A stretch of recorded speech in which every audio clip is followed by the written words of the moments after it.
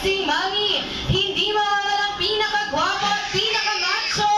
Kamukha naman daw siya ni Ding Dong Dante, sabi ni Mami. Please all welcome Daddy Joseph.